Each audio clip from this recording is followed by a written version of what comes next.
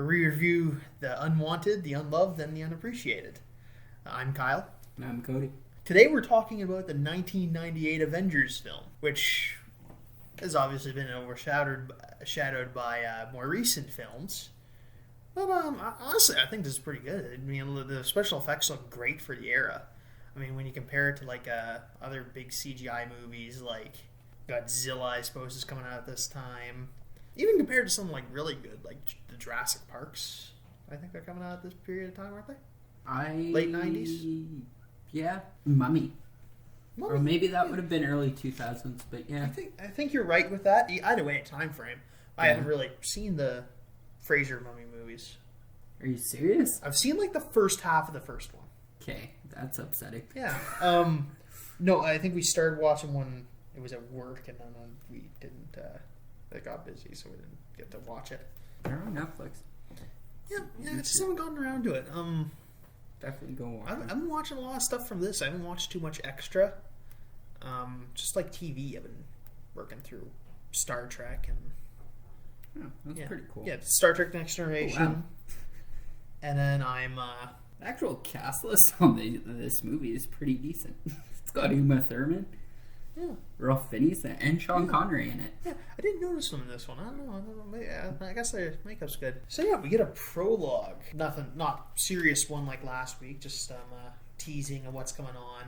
We see the main figure, the bad guy. He gets a staff. These aliens, Shatari aliens, are mentioned. And we don't know what the deal is with them now, but we learn a bit more about. Yeah, we don't really learn a bit more about them in the sequels, which take like forever to come out for some reason. It's like, it was like this is like 1998, and the next one doesn't come out to what, like 2015? Yeah. Yeah, and they did like a bunch of prequels, which was weird. Like 4 prequels to this movie, which makes sense. It made a lot of money, I guess. But yeah, it's just weird they didn't approach it. I guess they just needed to get the money back, and I don't know. But yeah, we then enter a secret lab of some sort where they're examining some fancy tech thing, which we'll eventually see in the Captain America movie when it comes out in like 10 years. I forget what year it comes out. And we meet our 3 main secret agent characters. Colonel Nick Fury, Agent Coulson, and Agent Maria Hill. I don't know if she has a rank. I feel like she should, but that's just me because she takes over for Nick a few times in the comics, usually. And in the movies. Yeah, I guess in the movies, yeah. Yeah, she's usually the one that takes over for... Until Black Widow does in Endgame. Yeah, but that's nice little thing there. Did she turn to Ash in Infinity War? I can't remember. No. Okay. Either way, maybe. Who can remember? Lots of people. I don't think she's in Endgame, really. But, yeah, we then we are then informed that the Tesseract, they're calling it, is acting up on its own without any input, and they start an evacuation from the base, which Maria Hill points out might be fruitless because it's such a powerful energy source that there might be no minimum safe distance. Yes. We meet the guy from Thor, who is a scientist who we'll eventually meet later, who his character is eventually butchered pretty badly by the second Thor. The whole second Thor was butchered pretty badly by everybody. That is, if not the bottom of the list, really close to the bottom of these 30 movies or whatever it is. Mm-hmm. Anyway, we also see Hawkeye, who's observing the area from a balcony. As he does often. Yeah, we don't see. Yeah, he's also in the original Thor. Is he? Yeah, he's around. Post-credit scene? No, he fights Chris Hemsworth. Oh, huh.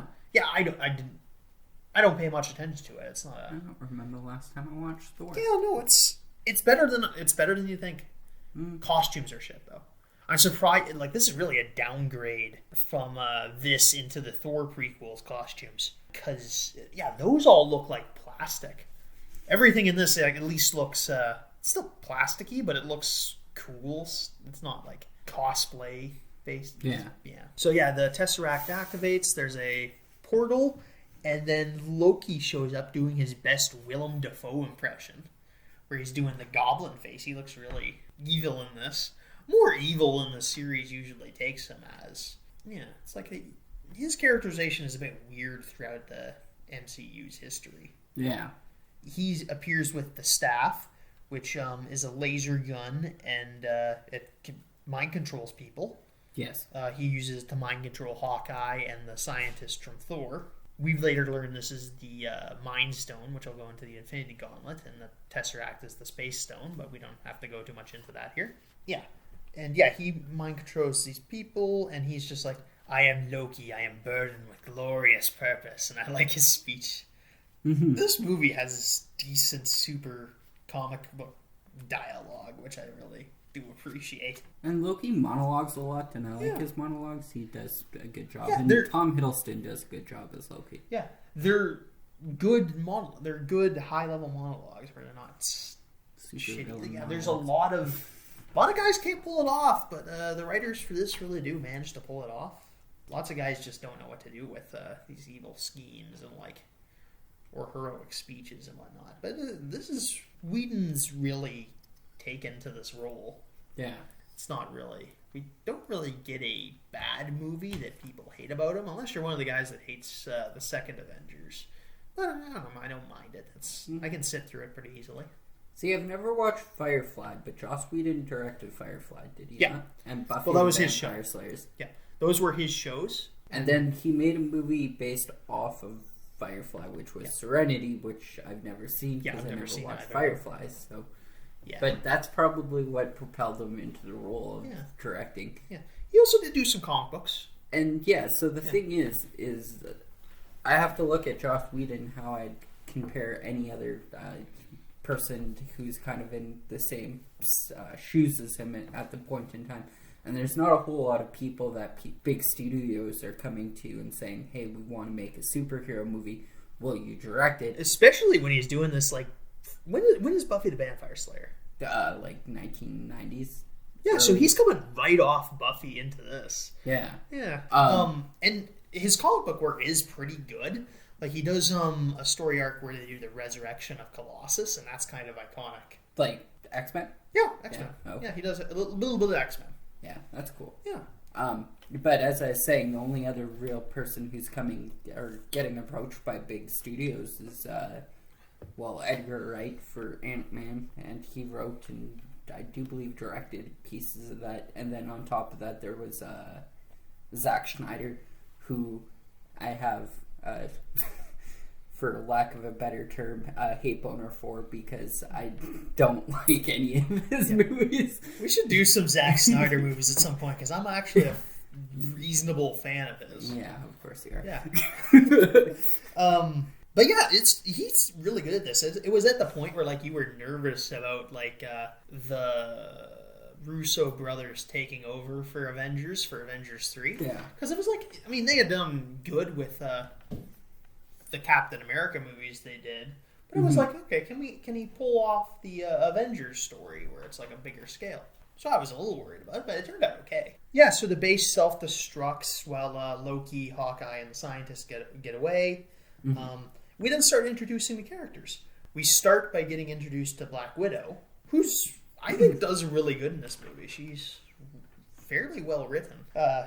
She does a really nice bit, which I've heard somewhere that this vague idea had been sitting in Whedon's head for a long time. Because, this scene where she's tied up and has to beat up these Russians. And yeah, he finally got to use it here. And we learned that she's this master manipulator where she gets people to say what she wants them to say by playing a role. And at that, while she's interviewing these Russian guys, S.H.I.E.L.D. calls one of the Russian guys. Yes. And hands the phone off to her. And it's oh yeah, you have to wrap this up. We need you for stuff. And so she beats them up, which is a decent scene. And then she goes to recruit the Hulk, who is in a South America or Central American state doing doctoring, which is a little bit of we get a weird characterization from the either of the Hulk movies. So you don't really need to watch them. They're, I guess, the second one's the only ones that are applicable to this because this shares the odd actor. Yeah, so it shares they get a couple actors from Incredible Hulk. notably the guy who plays General Ross in the later ones. Yes. But really, I think they sort of retcon what he does to turn himself on the Hulk in this one. Or it's made by a different company. It's not made by the Marvel Studios at this point. So it's Columbia making the Hulk movies. Okay. Yeah. So it's made by different people, hence the weird discrepancies between this and Incredible Hulk. Because they had two, like Ed Norton. Ed Norton. It was the original, or Which maybe he was. Yeah, no, it was Ed Norton. Was it? They talked about they didn't keep him. He's reportedly hard to work with. Okay. But yeah, they didn't end up keeping him, so we get the Mark Ruffalo performance, who's really he's the kind of, you get the sense that this is the kind of guy Joss Whedon would hire for the role, because Joss Whedon's got like kind of this corny style to it. I also like how he was in like Central America as a doctor, and they're like, yeah, you're a scientist, you're not a doctor, and he's just like stitching up medical patients here. Like, though he's a super scientist, they can do anything. No, that's not how science works. I know, it's a comic book. It's a comic book. You learn one and you know the basics of everything. So yeah, Black Widow recruits him. Shield's been observing Hulk at like arm's length, just trying to like make sure he doesn't get pissed off, because okay, he's able to control this to some extent. Clearly, let's just make sure nothing bad happens, because not like we can really do anything about it. Yeah, I don't think I know people in the overarching Marvel universe would be able to turn off Hulk, but I don't think anybody in the current MCU movie franchise would be able to turn off Hulk. Like, for example, Professor Xavier could get into his head, and try and reason with him, or like in the second one they do put some effort into being able to control a bit more, but we won't get into that here. Yeah, good prediction of the phones in this prequel, by the way. It's like normally they're using like flip phones up until like everything, but yeah, no, these guys have like touch screens. It's weird. One of them looks weird. It's like got like a really bulky frame to it. But so yeah, Banner being a scientist who has expertise in radiation, knows how to can theoretically track the Tesseract, so that's why he's being brought on board, and also maybe to Hulk out. But that's unsaid, and it's like, okay, you can just track the thing and you'll do it good. Here's where we're introduced to the shady council behind S.H.I.E.L.D.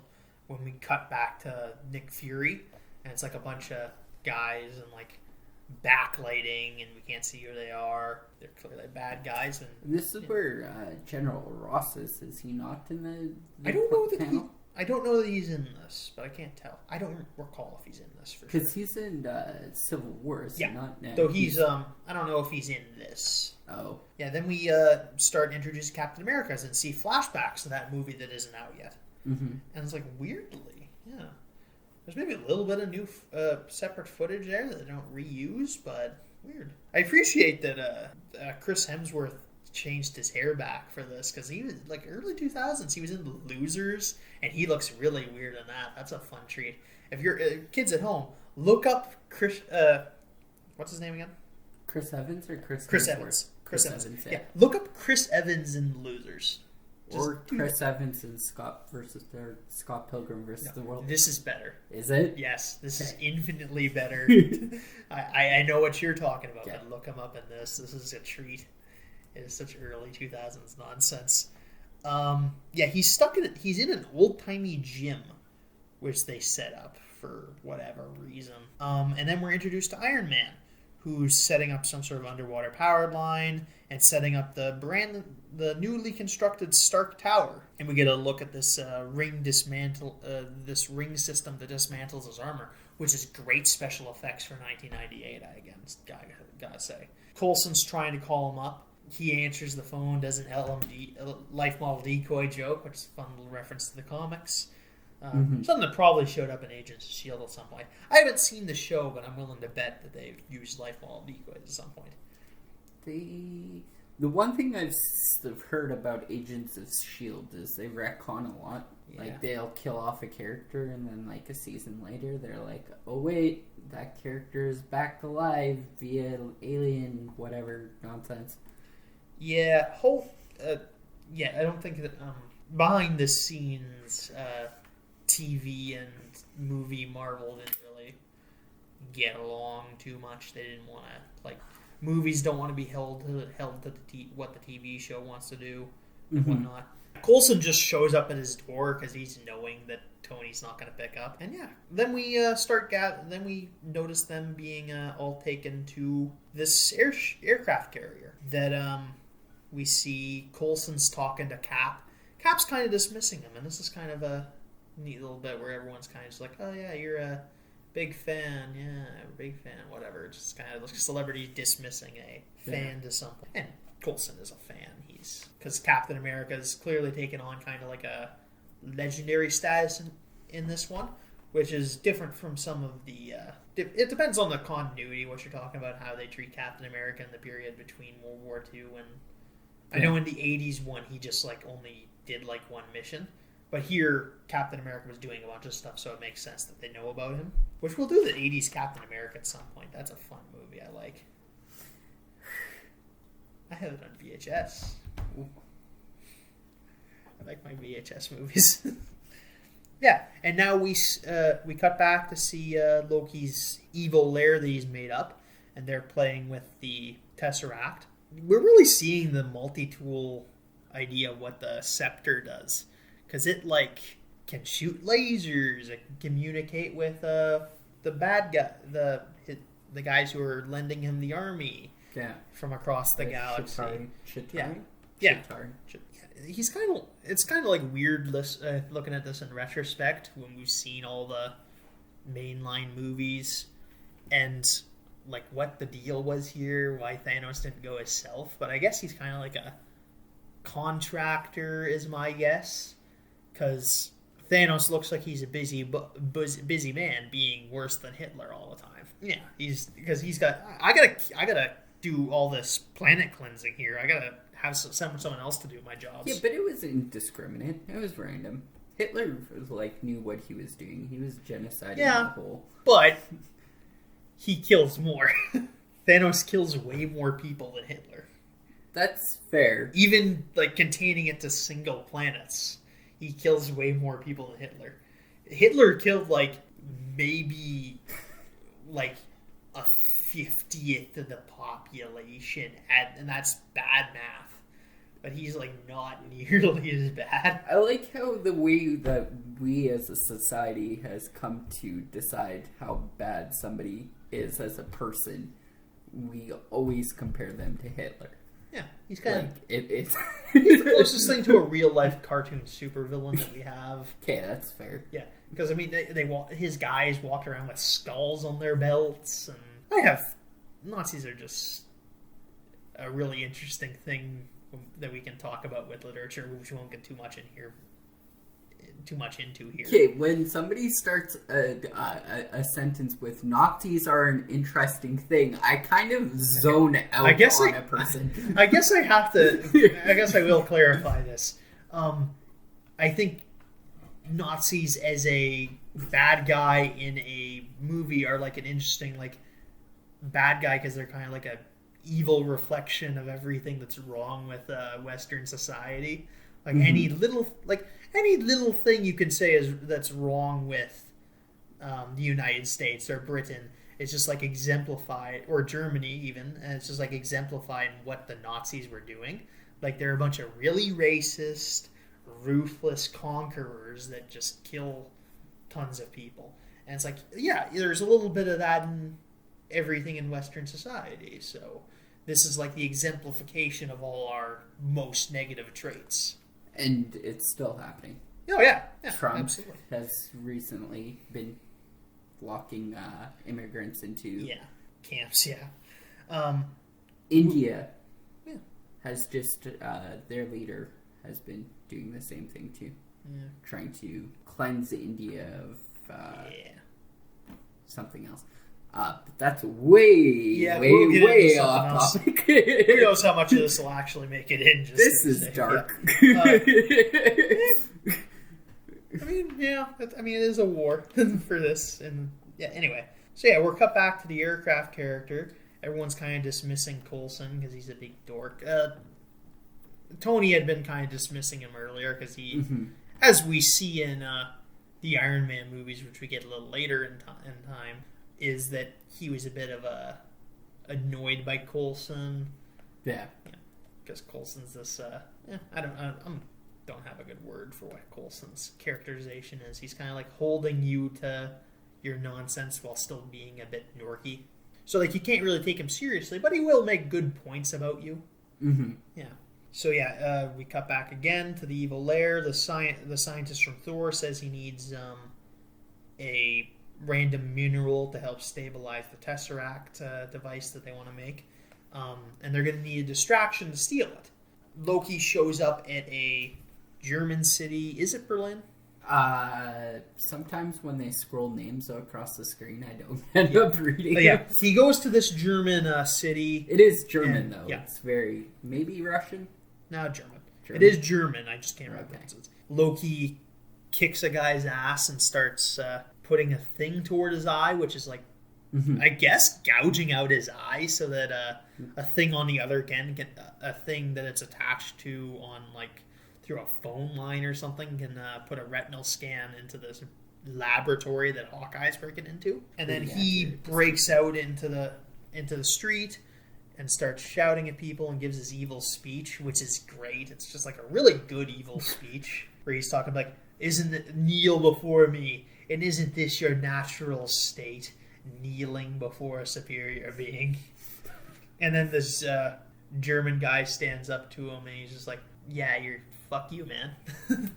Loki's about to make an example of him when Captain America shows up and blocks the shot from the staff. With the awesome line of, "The last time I saw a German guy stand up front of an audience and say, 'kneel before me,' me and him did not get along." Yeah, that's fun. He didn't actually fight a lot of Nazis in the Captain America movie we get.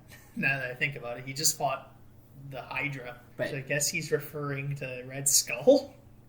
No, there's World War II underlines. Oh yeah, yeah. But he really just fights the Hydra in that for the most part. I mean, arguably, in my opinion, if Captain America was actually fighting in World War II, I think that we would have actually beat Hitler. Hitler only ended up beating himself. Yeah, he lost the war decisively. I meant like he shot himself in the face. Yeah, but he did lose the war. He would have. Yeah, it's not like he just got to himself before the Russians could break down his door. Anyway, I got to talk about the costume here because he's really pajama-y outfit. The costume doesn't look that good in this. I would also like to point out that half the time during the movie, you can see that Loki is wearing his helmet and his like full garb, and then the staff itself has the ability to. I think he's doing that because he can do illusions. Yeah, I think that's just Loki doing that to make himself look cooler. Although later in the movie, they get the staff away from him and it doesn't revert to normal. Captain America fights Loki. Iron Man then shows up hacking the speakers on the Quinjet or whatever it is that Black Widow is flying, so it plays AC/DC, which is a fun little gimmick that he has, where I think the Iron Man 2 soundtrack is just a bunch of AC/DC songs. Iron Man 1 and Iron Man 2 have always used... But the actual licensed soundtrack for Iron Man 2 was just AC/DC songs. Yeah, so Iron Man does that. He beats up Loki. They capture him. Captain America calls him Tony Stark, which I guess his identity is publicly known in this one. Yeah. We learned this in the Iron Man prequel we get later. But, wasn't Iron Man's identity always known, even throughout the comic books? No, that's a recent thing. Is it? I don't know that I think mid-2000s they started doing it. He rescued a dog. But, up until modern era, he wasn't, it was a secret identity. He was always Tony Stark's bodyguard, was the story. Yeah, I think I have actually. I knew that. So yeah, that's a thing that doesn't really come up until more recent era. Huh. Yeah, post Dark Age of Comics. That's cool. So yeah, I guess that's a thing. Yeah, so then they're flying back to the helicarrier, and we start seeing lightning, foreshadowing the appearance of Thor for the first time in this movie. He lands on top of the Quinjet, and Iron Man opens the door to go out and kick his ass, but Thor breaks in, grabs Loki, flies out, and Iron Man flies after him.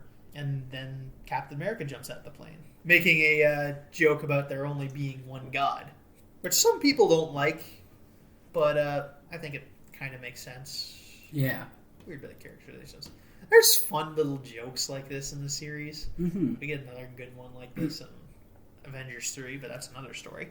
That actually came up in conversation recently, is how does somebody with, for example, Captain America's understanding of the universe, because my mom had watched our first podcast, actually, and I had brought up Constantine in that, and they said, well, I wouldn't know if I'd classify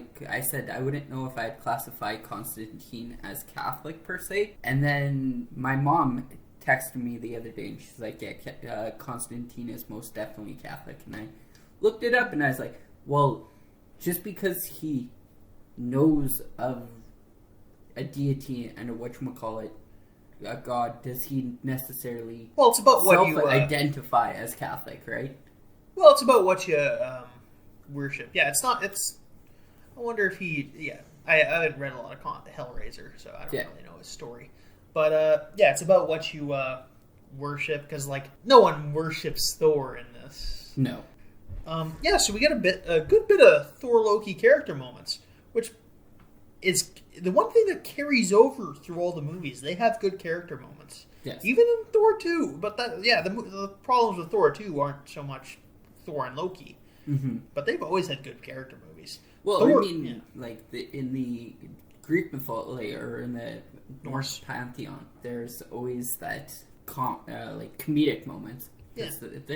It's Norse mythology. And Thor 1 is, in my opinion, probably one of the best written MCU movies. It's not the best movie. No. But it is, I say, purely from writing, it's one of the best. But that doesn't give it... seen Thor in a really long time. Thor makes a crack about Loki's dream of becoming a king being pointless, and I'm like, wow, this exemplifies what the conflict is here. Where, like, Thor kind of, like, offhandedly like dismisses Loki's ambitions and dreams, and this kind of like, you kind of get just a click about where Loki's coming from, just a little bit. Well, isn't Thor a king? I don't know how. Not at this point. Well, they're both princes, right? Yeah. But does Norse mythology follow the same line of succession? Yeah, essentially. In mythology, Loki's actually Thor's sort of pseudo blood uncle. Yeah. But yeah, in this they're both princes, but Thor's eldest, so that's how it works in the comics. Yeah. Afterwards. And he does. He's the All-Father currently, I think. Well, he's probably the All-Father now still. Yeah, he is. Yeah.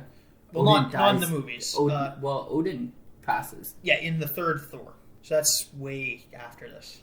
So yeah, Iron Man tackles Thor, and Loki just sits there and watches, which is curious. He doesn't make any real attempt at a run. He just sits there and watches.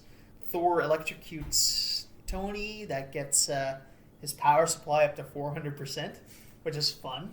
That's cool. Yeah, there's a bit of... The fight scenes in this are really quirky and fun. It's like where you get fun little utilizations of all their skills. Mm-hmm. And you get to see a lot. It's not like shaky cam and whatnot. So it's all really well shot. Cap attempts to stop the fight and then does stop the fight after a bit of talking, and Thor hits his shield, and we get a really good special effect for 1998. Yeah, Loki's still there, and he's clearly playing like three-dimensional chess in this. And they know this is going on, but it's like, well, we're not just going to leave him here. We're going to throw him in a cage because that's the only thing we can do. Mm-hmm. Clearly he's manipulating us, but we don't really know. we get exposed to this drop cage thing, where it's like a big glass, big heavy glass cage that they put Loki in, and it was traditionally going to be used for the Hulk. Yeah. And essentially, if he hits the glass too hard, or they press a button, it drops this cage from plane height into the ground, and hopefully kills whatever's inside. Which seems like a really bad oversight, because later on in the show, or later on in the movie, they drop Thor, and it doesn't kill Thor. Thor barely gets out, though. He jumps out before it hits the ground. Okay. So it is dangerous, and he still does get knocked around a bit. But with that being said, they tried to drop the Hulk out of it, and we see the Hulk later on safely fall from that distance. Yeah, not necessarily the thing, but still. So Loki taunts them, Fury takes it, kind of like a boss. He's just like, okay, I'm not going to play with your game, I'm going to take this. Yeah, this movie, at this point in the movie, I stopped to grab a snack, and I just noticed this movie's long, and it just clips by pretty good. Yeah. This is not slow, which is the big complaint of a lot of these 2.5 hour movies, is they're really slow. But this just goes by really fast. You get a bit of everything. Nothing's going too long. They don't feel like they're talking too fast. Like you get in some of the 90s Spider-Man cartoon was bad for this, where you felt things were going a bit too fast all the time. Yeah, but that's completely different. They had 30-minute time crunches where they're like, let's jam everything. Yeah, still, they don't necessarily like you taking 2.5 hours for movies with big studios. Yeah. Because if you do a shorter movie, if you do a shorter runtime, they can put your movie in the theater more. That's fair. Yeah. So it's not necessarily something they want you to do. It's not like an obligation. You don't have to. Here's the thing. It doesn't really matter how many times you can jam a movie into a day when you're a big name like Marvel. Yeah, these people are going to buy tickets hand over fist, right? Oh yeah. These have the MCU's produced several billion-dollar movies. Yes, several of them have been very long. It overtook Avatar, right? Yeah, barely. That's made a weird amount of money. Avatar? Yeah. Well, it's the first 3D movie ever. I guess. I don't think. Here's what I'm going to say about Avatar. Watch it once. Go to theaters. Watch it in 3D. Never go see it again. It's not worth seeing again. It's not. It's just Dances with Wolves with sci-fi. That's not particularly good Dances with Wolves. So yeah. Which has zero dancing with wolves in it, by the way. Yeah, that's it. Well, they call them that. I think that's what they call them. I've never watched Dancing with Wolves. Yeah. That's who is that? Kevin Costner. Yeah. So yeah, Thor gives them a little bit of a what's up here. He tells them about the Shatari. Stark walks in at this moment, and he walks in like he owns the place, which introduces his character flaw that he's kind of full of himself. Mm-hmm. Which he doesn't. Yeah, it's weird that he hasn't shaken it by this point when you see some of the later movies. But I think this is important to I think he's maybe getting to the point where he's feeling invincible. Well, wasn't his name the Invincible Iron Man for a really long time? That is true. He might have a bit of an ego on him, but I mean, look at his track record. Yeah. Oh yeah. He beat Jebediah Stone in the first movie. Yeah. Then he beat Whiplash. Yeah. And then in the third movie, he beat. No, that's before. That's after this. Iron Man 3 takes place after this. Oh, it does. Okay. The plot point to that is that he has a bit of PTSD from that. But yeah, they introduce this character plot, and it works pretty good. Mm-hmm. Yeah, we see character clashing here, which is a plot of the movie where it's just and we get a little things where the guys are suspicious of S.H.I.E.L.D., and we think maybe there's a bit of mental manipulation going on by the staff, which they have sitting in a lab that's not really sealed off. We see a bit of Thor stuff that just made me really sad about Thor 2 that it wasn't good, because the Thor movies are the first one's really good, the third one other people like it. Do you not like the third Thor movie? The Thor stuff's really good. I think I'm about ready to fight you. I don't like the Hulk stuff. Thor 3 was awesome. I don't like the Hulk stuff. Why? Because it takes the Plant Hulk stuff, which is some of the best Hulk material, and just does really bad adaptation of it. It just isn't very good. Yeah. yeah, if you get the idea, like if you read Platinum Hulk, it's like some of the best Hulk stuff. Yeah. And it's just not reflected in that. Okay. So you feel, yeah, that's where I'm coming from. But the Thor stuff's really good. It's just the Hulk stuff I don't really care for. Which the Hulk kind of gets shafted in a lot of these movies. The best Hulk movie is like Avengers 2. But, yeah, no, he just doesn't get a lot of characterization in any of these. They kind of really skip some stuff between 3 and 4, but we won't get into that. Also, one of the things I like that they did here is they definitely shown some foreshadowing in this scene where Tony Stark and Captain America are going to butt heads. I don't like Captain America because I feel like he's more powerful than like... He's an in-between stage between like the Iron Mans and the Thors and the Hawkeyes and Black Widows. Yeah. And yeah, ends up in charge of the team, which is something people talk about. But he's like goading Tony. He's like, yeah, put the suit on. Put it on. Put it on. Yeah, there's a lot of character clashing in this. We'll go head to head right here. And I'm like, dude, they're right. I don't think you could go toe to toe with Tony. He does beat him in the comics a couple times. Yeah, but like... And Tony is an untrained fighter, so it's a lot of laying on his technology. Mm-hmm. We also do learn that that Steve knows Tony's dad, so he's maybe comparing him a bit to that. But here's the thing. I don't care how good a fighter you are. If I shoot you with a tank missile point blank... Well, that's what the shield's for. Take the shield away.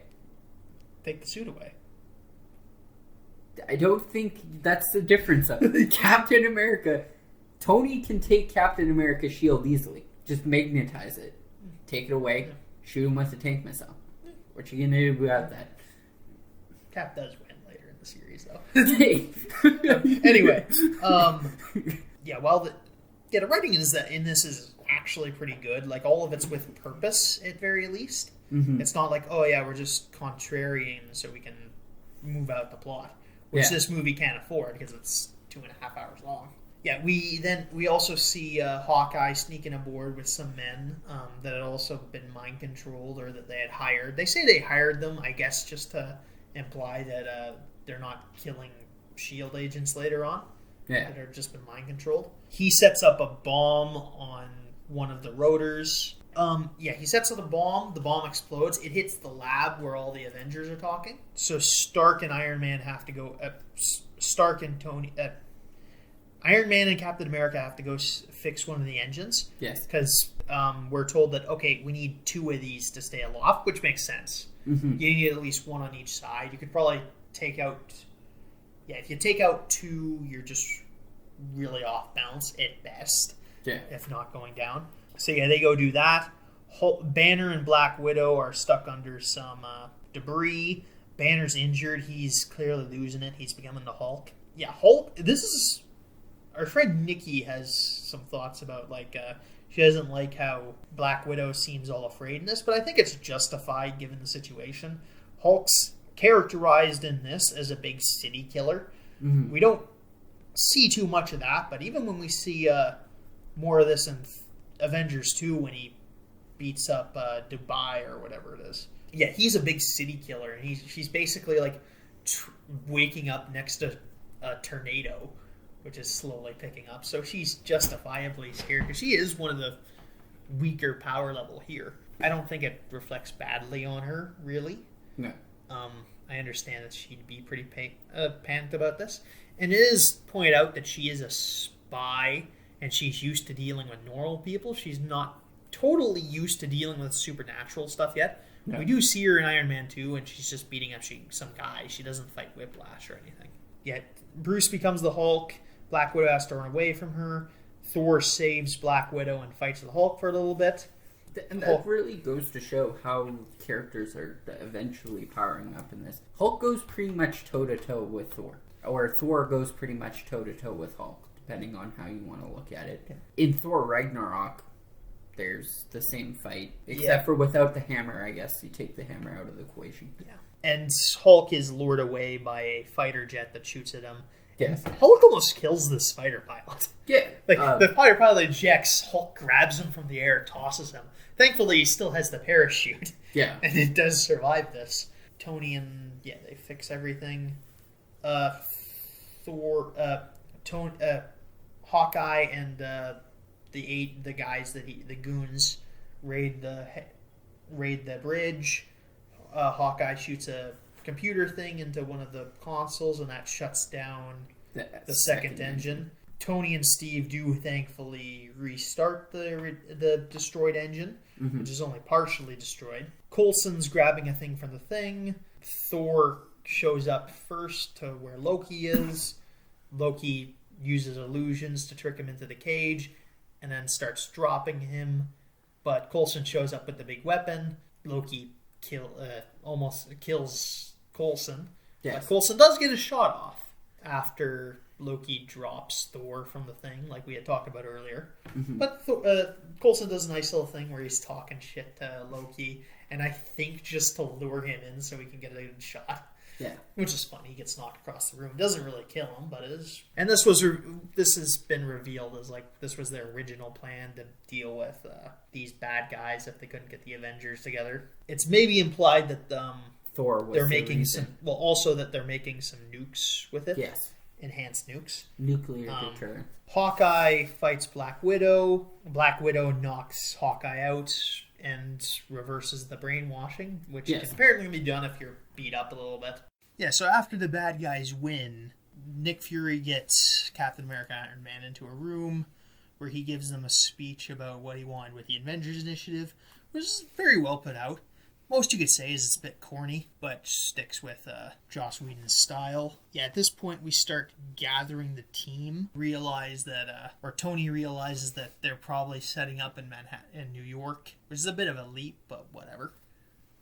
We get our big fight. No, he goes to New York because Stark had just put out a giant tower with his name on it, and Loki wanted to destroy it because... See, my guess was they needed the arc reactor to start it up. Either way, so Tony heads to the city. He heads back to his tower, meets Loki there. He tries shooting the portal generator, which hasn't quite started yet, and can't do it because it's now A, self-sufficient, doesn't need a power supply anymore, and B, is surrounded by a shield that you can't break. Tony steps down on the tower, goes through his ring thing, gets his armor off, and starts, in his words, threatening Loki. This is the most iconic scene from the movie where he does the, we may not be able to save the Earth, but you can be damn well sure we'll avenge it. Which also ends up being a bit of a theme for some of the later movies. Yeah, justifiably, I don't know how, Earth's destroyed and they're like, we're going to kick your ass, and then, just die, I guess, at that point. What do they mean by avenging Earth? They at least want to deal out justice here. Yeah. Okay, maybe we can't start the army, but at least we're gonna kick your ass. You're not gonna get to enjoy it. After this, Loki tries doing the mind control thing on Tony, which doesn't work for whatever reason. Maybe it's his chest reactor thing isn't letting it interact with him. Yeah, but he has a heart. Yeah, it doesn't. That seems to be the basis of whether or not he can mind control somebody, was whether or not he has a heart.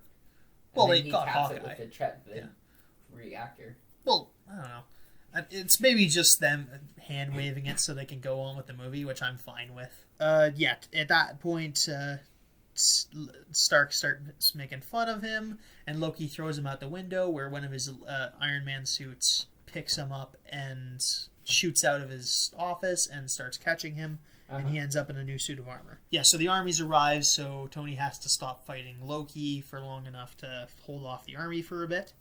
Yes. At this point, Cap, Black Widow, and Hawkeye show up in a Quinjet, which shoots at Loki, but Loki shoots it down, and they land in the middle of New York, and they have to fight off a bunch of aliens. Thor shows up. He fights Loki for a bit. They have a character moment, but Loki's luring him in so he can stab Thor, and Loki gets away, leaving the staff up. And then they end up fighting in the middle of town until they find a big alien snake ship whale thing. Yes. which they have trouble taking down. And then at that point, Hulk shows up, and he takes down the big thing. Mm-hmm. He gives his iconic line about always being angry, blah, blah, blah. So they start fighting for a little bit. This can be a little bit all over the place, this part of the movie. I'm not sure it all technically makes sense, but all the scenes are of a quality that you're pretty satisfied. They hold them off for a little bit, and then they start losing. Black Widow then steals one of the Chitauri's hoverboards and uses it to go back to Scarp Tower, and from then she picks up the scepter at the advice of the scientists from Thor, who had been knocked out earlier when Iron Man had tried to blow through the energy shield, and she's getting ready to start opening the shield.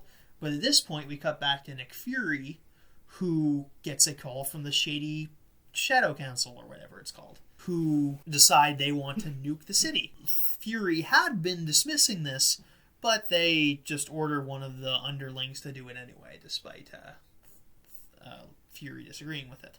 So Iron Man has to pick up the missile, capture it on course, and then he throws it up the portal. They close the portal behind it, and after a narrow escape, they nuke the Chitauri. So I want to talk about this scene for a second, because Iron Man comes in and he's like, I've got this nuke and I'm going to throw it into the portal.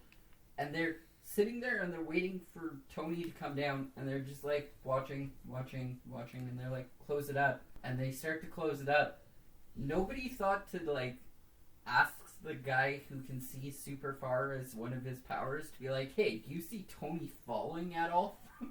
Yeah, it's a quick scene. Before we shut the... It's a quick scene. But, he falls, he pseudo-dies for a little bit. It's a really bad fake-out.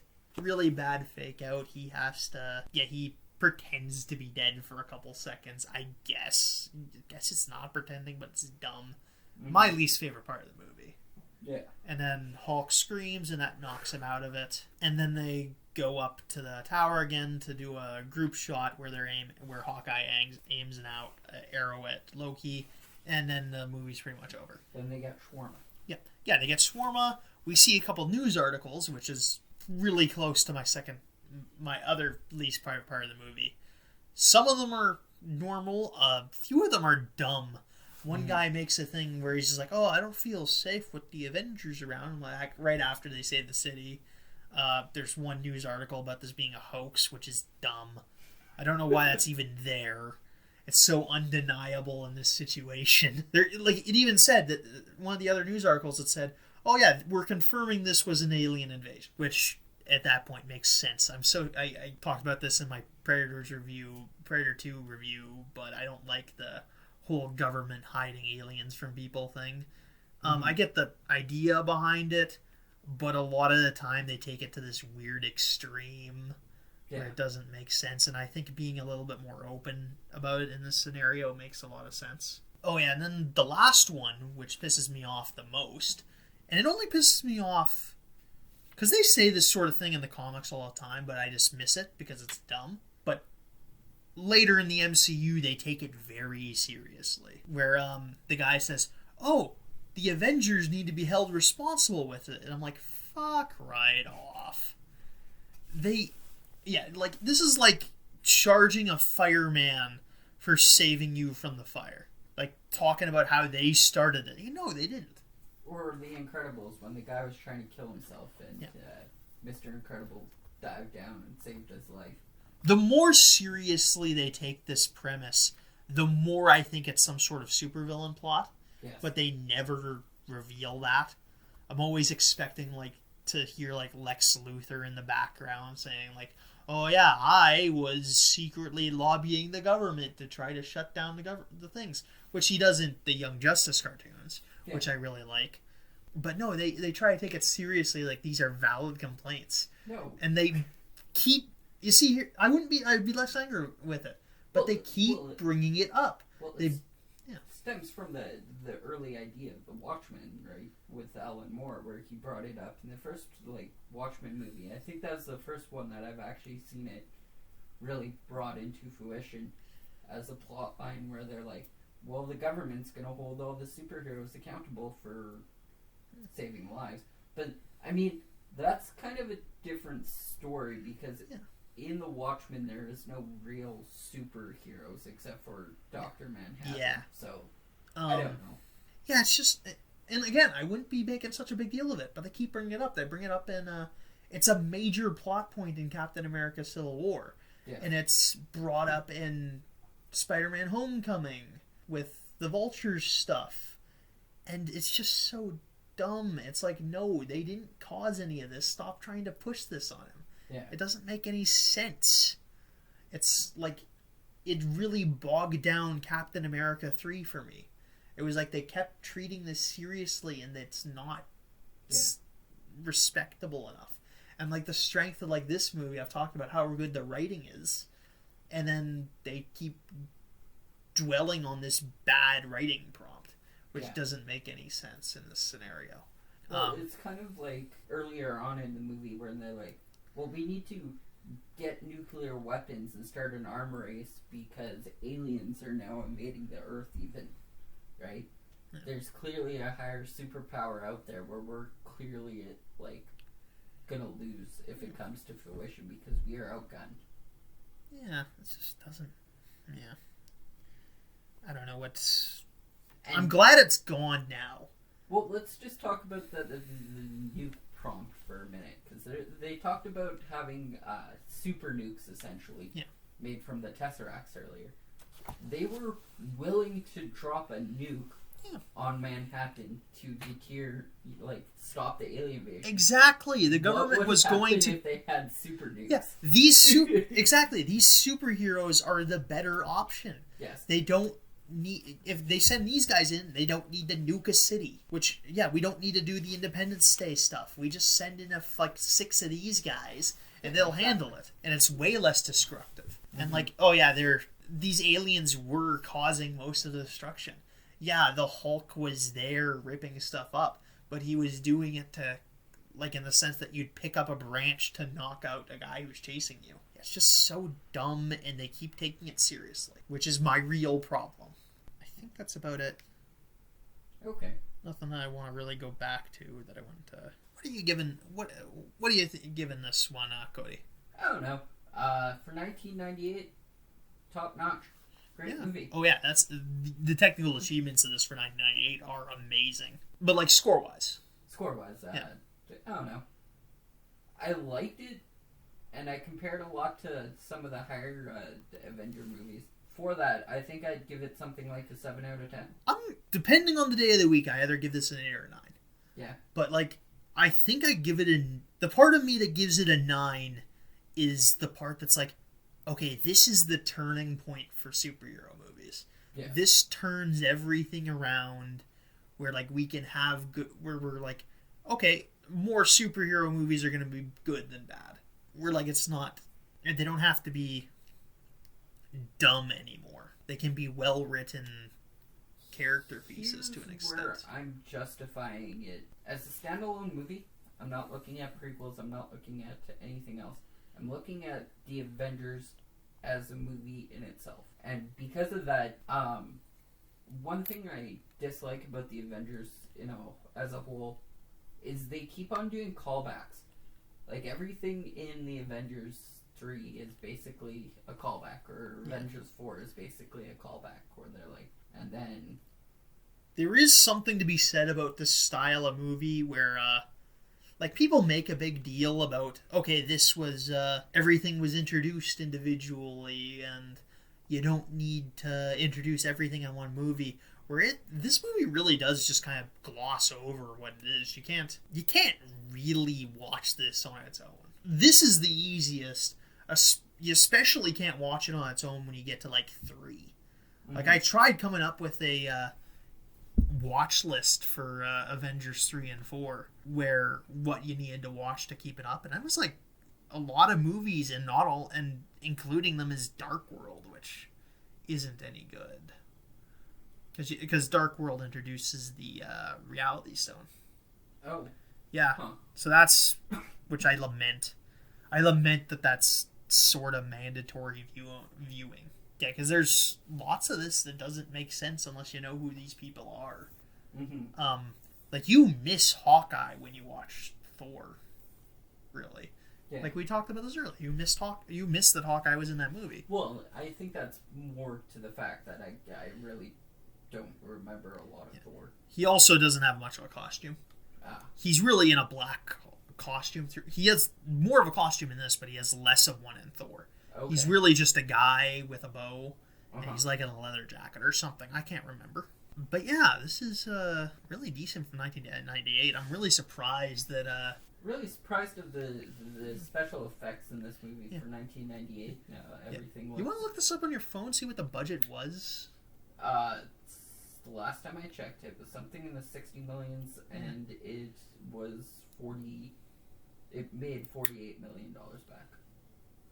But that's just... Gotta go back, because I had to look up Chris Evans' Loser. Yeah, this is... Budget is $60 million, and it made $48.6 million at the box office. Yeah, I think there's something... Who is Uma Thurman? And Sean Connery. Well, she is the one from that Fall Out Boy song. She is. Yeah, you know that. What does it sound like? I want to dance like Uma Thurman. And Sean Connery was the dragon from Dragonheart. Yeah, he was also in Highlander, the original movie. Why do I, when I look up Avengers '98, keep seeing this other thing? What? There was also a TV series based around it. Created in 1961. Of this? Yeah. That's weird, because like Avengers is like mid to late 60s, the comics. I'm looking this up, and it was like Avengers 1961. It's like, what's with all these spy guys? Where there's just like the spy characters? Yeah. British espionage television program created in 1961. That's before anything. Yeah. This might even be the completely wrong, like, I don't know if the 1998 version of the Avengers is even actually in the MC universe. Yeah, what are we... Avengers 1998. Yeah. 1998, Googling. Okay. Yeah, okay, that's something completely different. Yeah, this isn't even... This has nothing to do about... Was it even created by Marvel? No. Director Jeremiah Silchuk? Yeah, this is completely different. This is a spy movie. Yeah. Okay. Well, we watched the wrong thing. Yeah. Sorry for wasting your time. See ya next week. Oh yeah, next week we got a special guest. Yes. Yeah. Good friend of ours, Victoria. Will be coming in to review The Last Unicorn with us. Yeah. But yeah, we'll review Last Unicorn. Sorry we're doing another animated guy so soon, but yeah. But I mean, we'll get to more stuff. Besides, a lot of you are going to be binge watching this later on anyway. And if you're in quarantine. Yeah. No one's watching this yet. What? No one's watching this yet. We can just watch it. You're all watching this after the fact. Yeah. No one's keeping up with us right now. Hey kids, I'm Editor Kyle. I differ from the Kyle you just watched, and I am from the future and in possession of superior technology. Sorry about the audio issues this week. They will be better for next week. We have, I believe, resolved them. Speaking of next week, we're doing a guest episode with Victoria Koops, who designed our logo, and we will be reviewing The Last Unicorn. And for those of you who aren't interested in animated movies, the week after we will be getting our dive into Razzie movies that aren't that bad, our sub-theme for the season. Starring a certain actor that nobody likes, that's not a stranger to the Razzie. Remember, you can follow us at KCCCinemaPod at Twitter, and you can follow us on Facebook at Kyle and Cody's Called CinemaCast. Remember to give us those 5-star reviews on iTunes and circulate the links. It is greatly appreciated, and it helps the cast. But yeah, that's all for this week. Bye, kids.